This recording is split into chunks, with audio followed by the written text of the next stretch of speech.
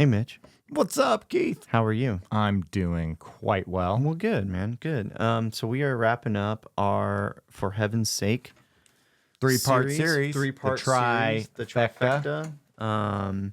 And we kind of, this one's going to be kind of a weird one.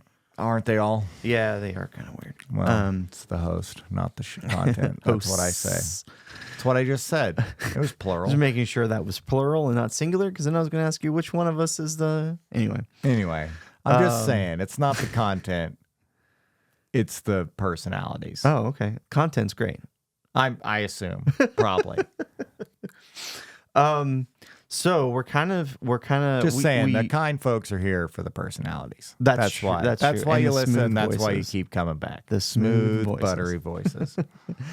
One note. That's so what they should call us if that title wasn't already taken. Wasn't that our boy band that we're gonna start? One note. One note. Instead of One Direction or whatever. So we're gonna dig into a couple different topics today, and it's kind of like what maybe we describe as the leftover questions or thoughts. We talked about heaven a lot the past couple shows. We kind of dipped our toe into hell or purgatory a couple times.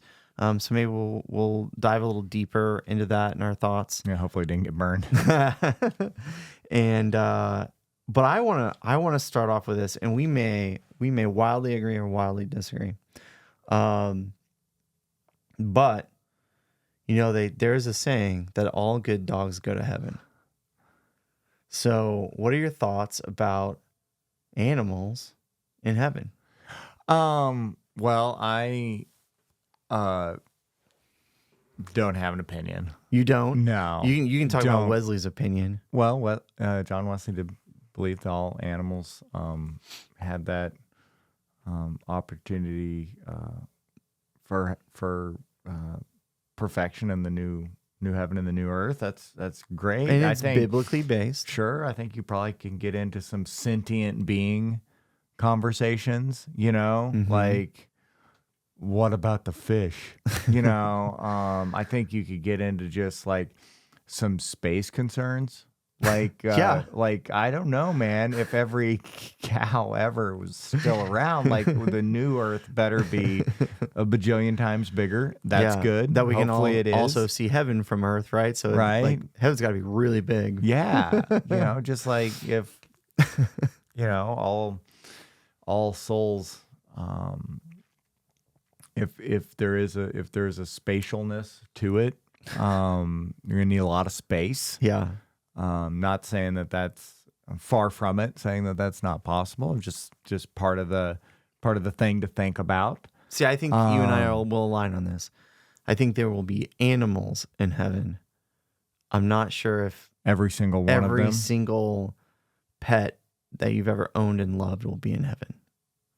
There'll be kitty cats and there'll be puppy dogs, but I'm not sure every single puppy dog that's ever existed is going to be there. And I maybe we'll get some hate mail for that. I mean, what if It could be. I don't know. I'm just guessing here, right? But some people are horrifically scared of animals? well, yeah, Horrifically. Well, frightened. There's no fear in heaven. Well, but I think if your soul was tortured and tormented on this side by something, it'd be, that's that. And through that sanctification process, you have to believe in that. Go back to episode right before this.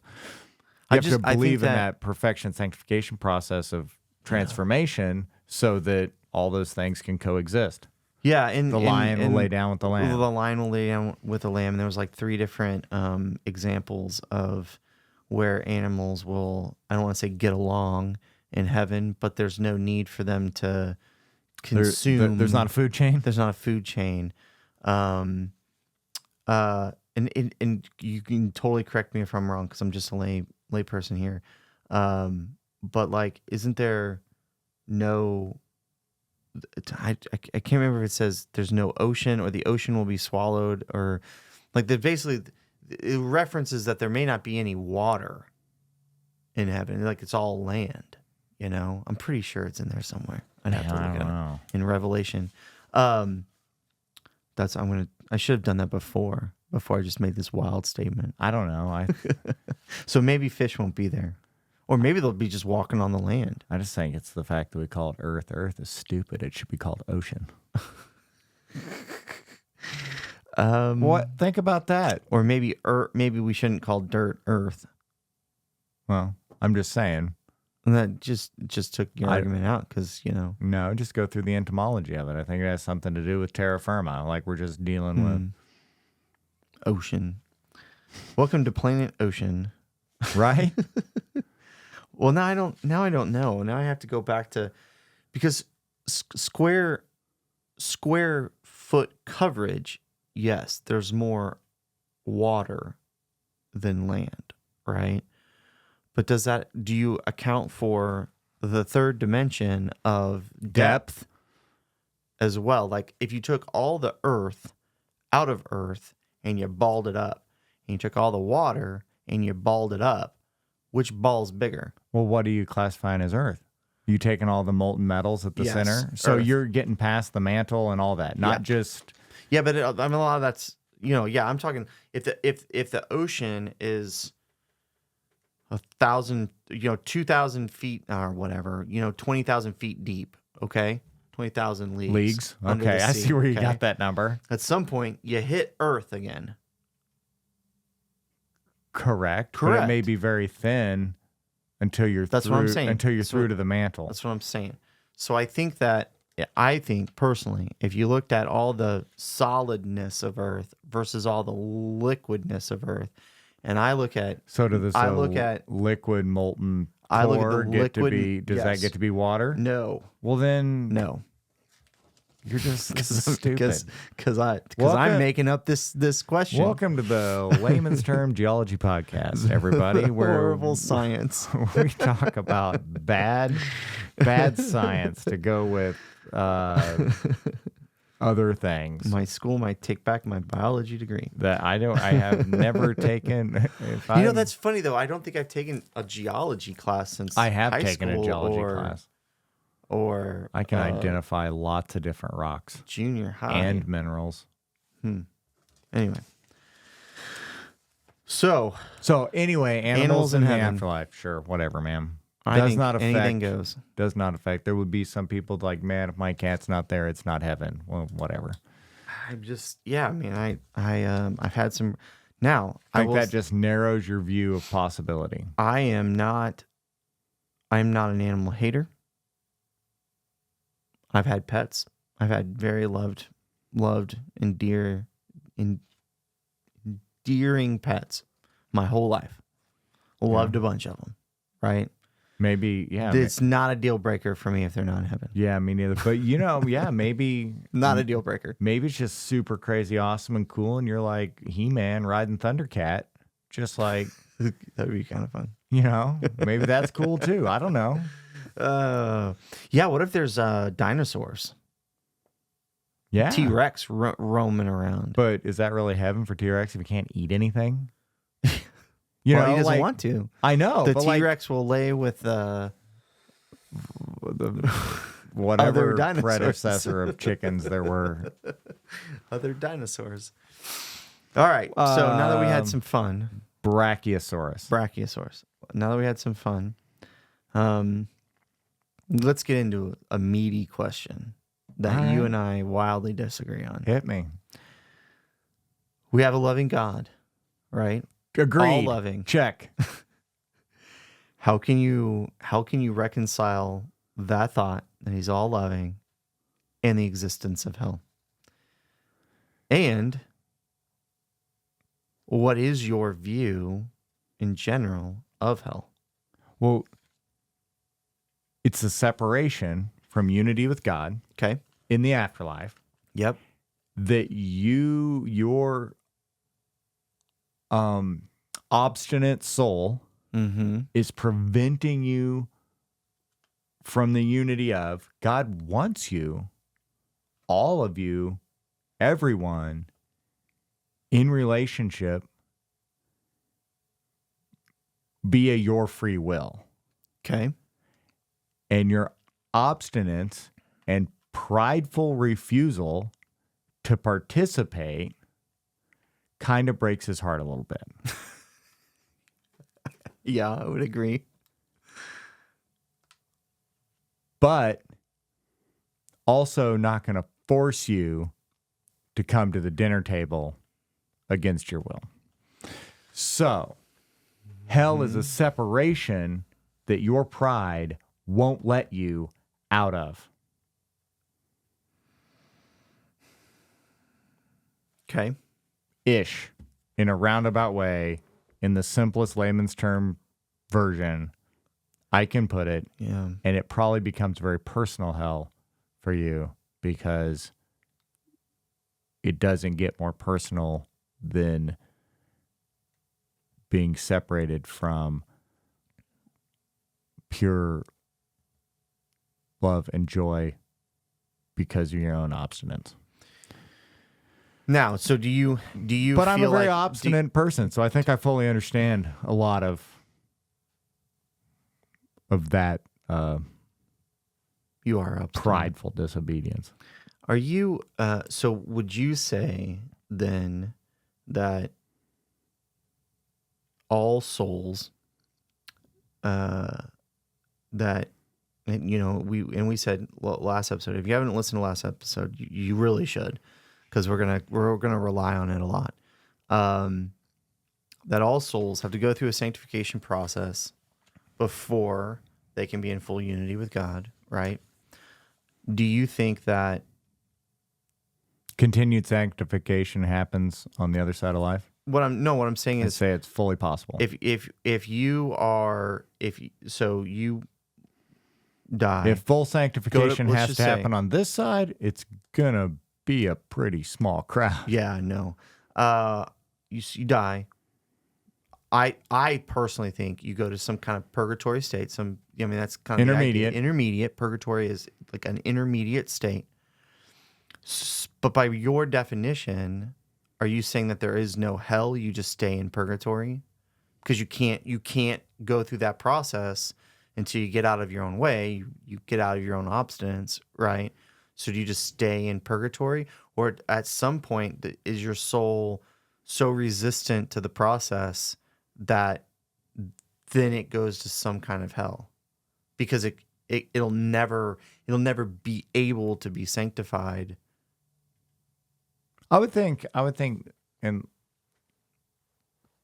I think and I think we should, the purgatory word's kind of a dirty word in a lot of like Protestant, right? Because roll it back to indulgences and the Reformation, and they're not the same thing, but they're very closely tied, and there's a lot of a lot of generational don't use that word sort of stuff. But the intermediate state concept, I think you just stay in the intermediate state. Like hell could be purgatory; they're just one and the same. That's your intermediate. Thought process.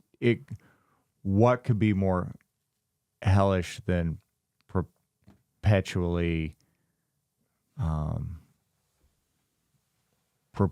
missing out on complete truth and light and wholeness and perfect love and unity with your Creator because you don't want to? What could be more hellish than that?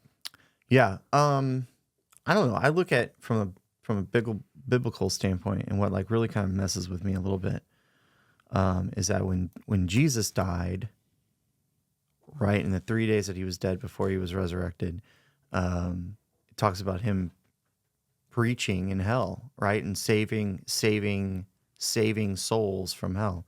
And so I guess that tracks with the thought process that God is always there trying to, come on, Mitch, come on, man, right? And so I could probably track with a purgatory and a hell actually just being an the intermediate, same thing. an intermediate state, transitional right. intermediate state, and we're splitting them into two, but really it's just the same thing, right? Now, is your intermediate space a social space? Okay, is that a social, or is that a individualized intermediate space? Well, is there any soul socialization because I think that's part of unity in the Father, unity in new heaven and new earth, the new creation, and coexistence. Where your animals are going to be, where you're Maybe all the bad animals are down there, right? So I think my wife would say the snakes are down there. Ooh, snakes get such a bad rap. I know. Gosh, I don't know. That's a deep question. That's a deep question because my initial response is yes, that it is a mutual experience, right? But then on the flip side, have you ever known two people that just hated everything in life but each other? You think of Grumpy Old Men, right? The movie, right? Yeah. Just to do pop culture reference, right? Just two people that hated you. Like when you get it, you're like, oh no, they're coming to the dinner party. Does a 30-year-old movie get to be a pop culture reference? Grumpy Old Men, sure. Anybody listening to this podcast has probably seen Grumpy Old Men. I would debate that a majority of people who've seen Grumpy Old Men haven't listened to a podcast. Okay, if you don't know Grumpy Old Men, it's basically two Jack old Lemmon men. and Walter Matthau. Yeah, they're two old guys that just hate everything. Kids on their lawn, hate this, hate that, actually hate each other, right? Are constantly bickering back and forth. But in reality, they're happy. They're best friends. They're best friends hating each other, right? And so with that concept, then it makes me really think that maybe would it be hell to be around a bunch of other obstinate people? Or could you find true friendship in hell with someone else that's like you? Then would it become hell? I don't know. See? You know what I mean? My mind is blown now. Mind blown. This is such, oh my gosh. I don't know. I don't know the answer to that. Well, I know the theology police will probably show up any minute and just start beating on their. What was that? What are you guys talking about? What are you guys doing? Oh my gosh. Oh my gosh, this is great. No, I don't know. I think that I've always thought until we did this series, and we've had these enlightening conversations. My previous thought process on heaven and hell was that heaven is just a full relationship and a full relationship with God, and hell is anything but that. Anything short of that. Okay. And I still think that tracks, but I've always viewed it as a. So I think it could have depth. I think that I've always viewed that decision as instantaneous, right? Not as a decision that you could go a few millennia in hell and then decide randomly one day, like, you know what? I'm going to get out of my own way and I'm going to be in full existence with God. You know what I mean? Like, I just always felt like that door was always But you cut. still made it instantaneous. Yeah, I don't know. You still made it an instantaneous flashbang. Like, not everybody had what? Do you have a problem with it? Yeah, well, you're just Usually saying when I make a decision to do something, I make the decision. You just I hem and haw, but then I'm like, boom, I'm making this decision. We're doing this. I might regret the decision later, but you just said you had a hard you resist the concept as just flashbang, and then I could wait a couple millennia and then flashbang. Like No. I'm saying that I always thought it was. Like, I always thought prior to these enlightening conversations that we're having, I always thought that you died and it was an instantaneous decision. And let's be fully clear, I'm not saying that it's not. Okay. I don't know anything. Welcome to the Layman's Term Show. I know nothing. Let's put this. We should open every episode with Mitch we actually has no nothing. facts. No facts. I know nothing. Well, I think it's part of the problem of there's so limited information in the Old Testament or the New Testament about this, that it's just conjecture in a lot of people's thought process, right? But So I know. with that being said, I always thought in the past, and once that decision was made, you either went into full relationship with God or you didn't forever. But I guess biblically that would be incorrect. That would not be factual. I want to say, as That's why I'm troubled with this. Christians, we are in the sanctification process, in the process of fully becoming people of love in a genuine, holistic way, a full, not conditional, just a unconditional love, selfless, sacrificial, unconditional love, transforming into a people that embody that, could take a minute, right?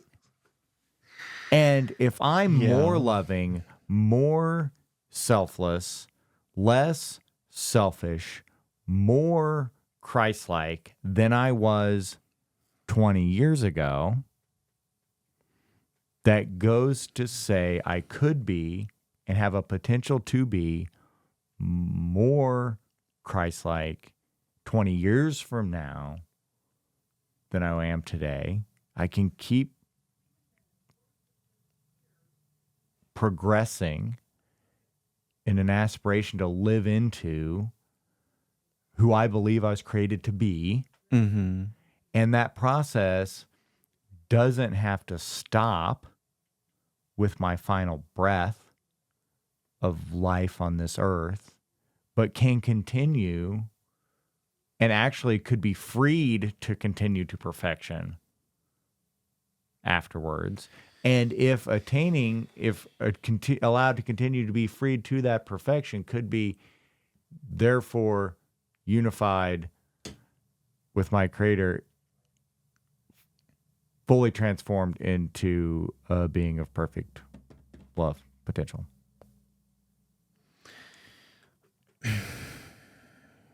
So do you feel that then in that example or structure Of concept you just said out loud for the first time ever? Yes. Okay. Yeah. Let's dissect it. Do you think then that the quote unquote heaven in this example is only for souls that have completed the sanctification process, or still people that are on the journey?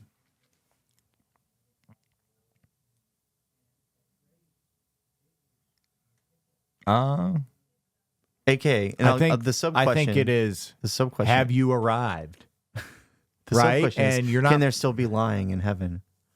Right? Like, can there still be sin because you're not purely sanctified? Okay, so then that answers the question, right? So then heaven is only for the pure, the sanctified at heart, right? So then is your definition of, if the definition of hell is not pure sanctification, then hell is you still working on this process and this journey? Yeah, is it conscious or subconscious? Let's bring animals back into it. Be like, I like it.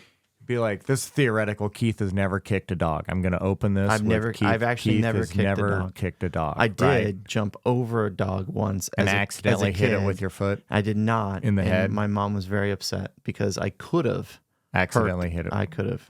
Yep. Right. Okay. So Keith has never. That's the closest I've ever come to kicking a dog. Keith has never kicked a dog. So here's our example. Keith,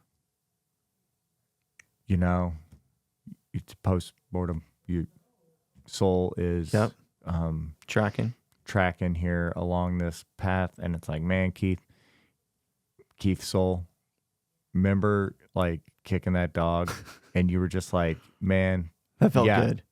I loved it. That dog deserved it, And Take a couple steps back on that progress. it's like, hey, bro, no, seriously, that dog, he's right over here. And he didn't like that so much. And you're like, well, I didn't like that dog. And I thought it was worth giving it a kick. And you're like, but it was for no reason. He was just sleeping. You kicked a sleeping dog, Keith. And you're like, nah, I kind of got it. It was fun. I think that's you getting in your own way of progressing down the path of becoming perfected in love. That's, okay? That's all I'm saying. Man. And that's just a really bad example. That's a really terrible example. But that's why we don't script out this show. Yeah, I know. We should sometimes. No, that'd be dumb. I just I guess I want it to be black and white, quick cut and process. dry. Yeah, I just want it to be a quick process. I want to be dead and I want to be in heaven. I just want to be in full relationship with God. Okay, good. And I guess if I gotta wait a few millennia, I can. No one's saying that. Quit putting your then how do you time on things? I know, but how do you then correlate the thought of the imagery of being asleep until the transformation of the earth? Do you feel like the transformation of heaven and earth is the final, not destination, and I don't want to say timeline either, but like the final act of like the crescendo, and there's everybody that's progressed gets to see it, and everybody that hasn't quite made it doesn't. Do they still track? You know, like I don't, you know what I mean? Like I just I feel like there's got to be an end point to this, which is kind of dumb because it's eternity. There is no end point to it. Yeah. Well, and look, also like imagery and getting caught up into stuff and like, you know, like we talked about like pearly gates. I don't even know what that means.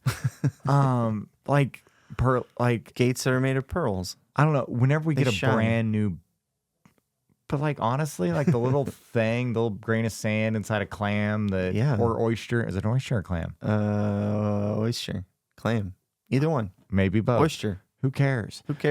Got a pearl in it. Yeah, it comes out as a pearl. Like it was just a bunch of fencing made out of that. It's just dumb. I don't get it.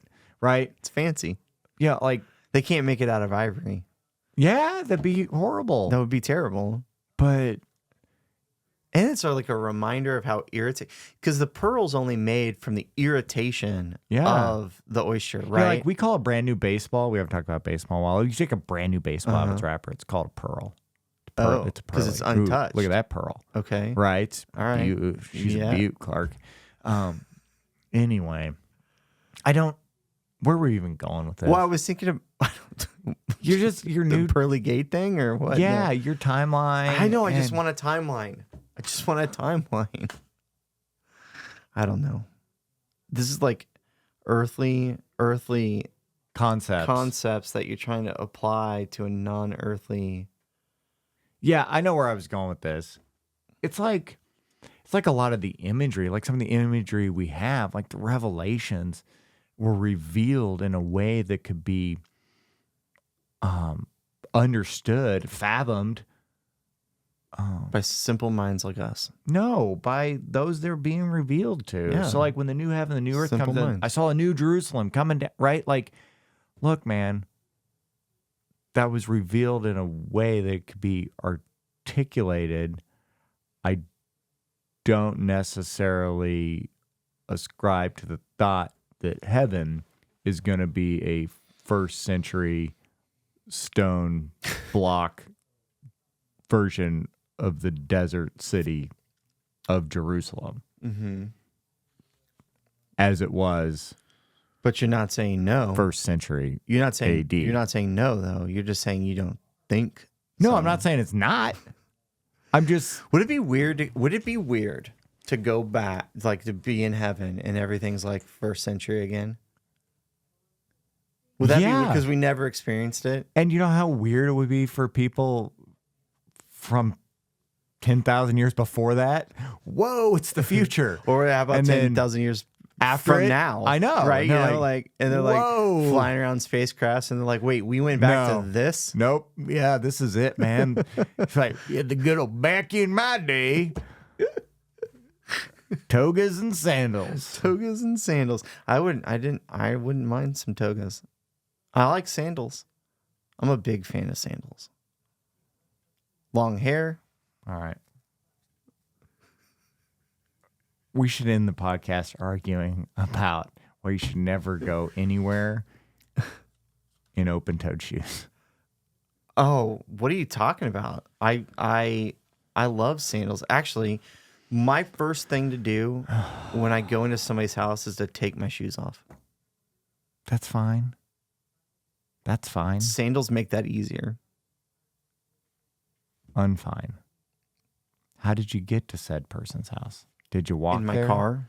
Did you walk there? In my car. Did they live on the beach? If you can walk there via sand, then fine. Wear sandals there. Otherwise, Oh, you're saying they're for sand and sand only. That's why they're sandals. I never thought of that until you just said it out loud slowly. But yeah, I fully agree What with about that. flip-flops? That's a sandal. But they're not called sandals. They're called flip-flops. They're flip-flop sandals, Keith. Can you only wear flip-flops if you're flipping and flopping on the ground? What about tennis shoes? Can you only wear tennis shoes if you're playing tennis? Can you only wear sneakers if you're being quiet?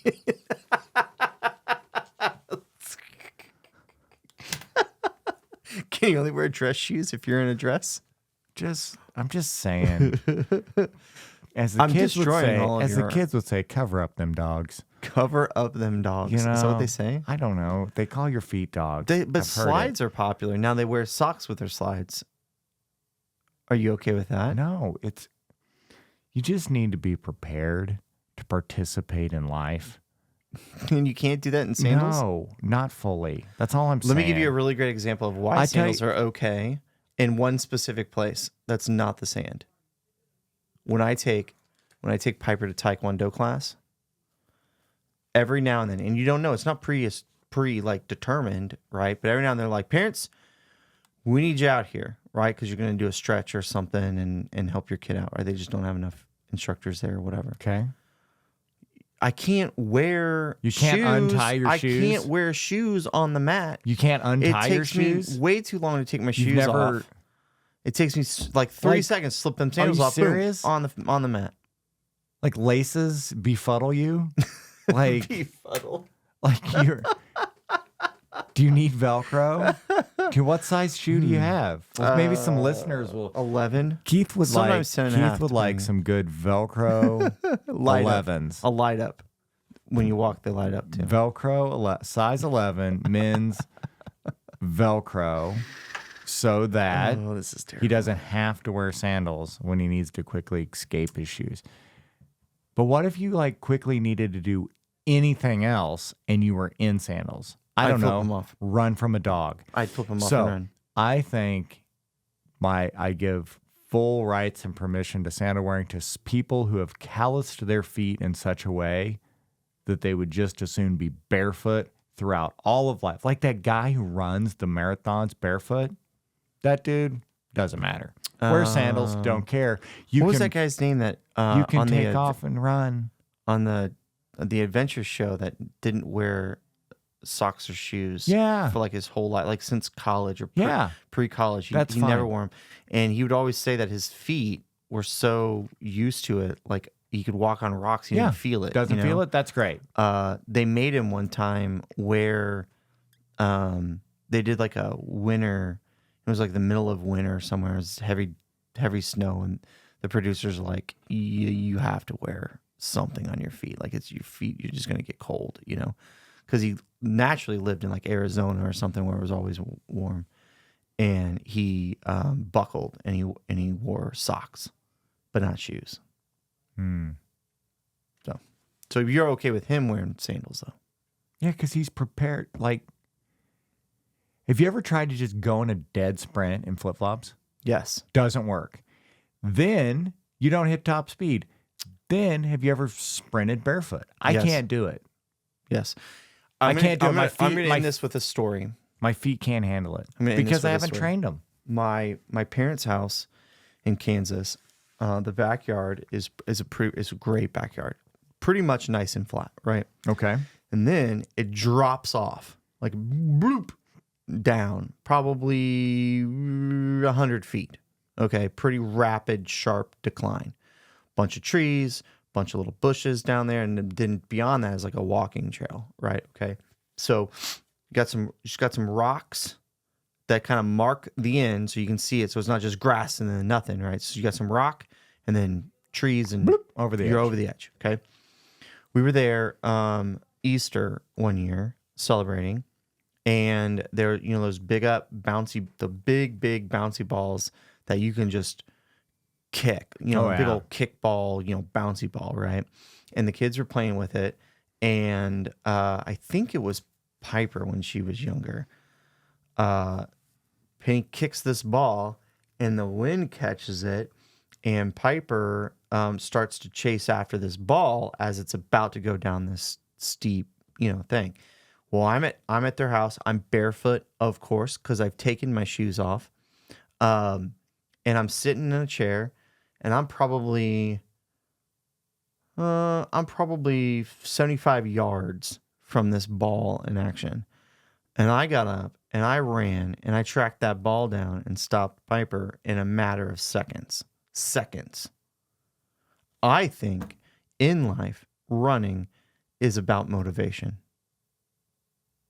You're not gonna find me running after a ball that my kids kicked out here in the parking lot that fast, unless one of their lives are in danger, right?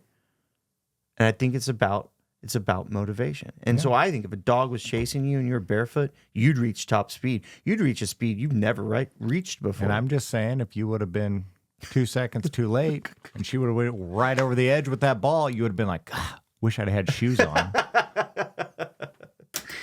That's it. Velcroed up nice and snug. Well, that's all the time we have. All right. Thanks, guys. Have a good one.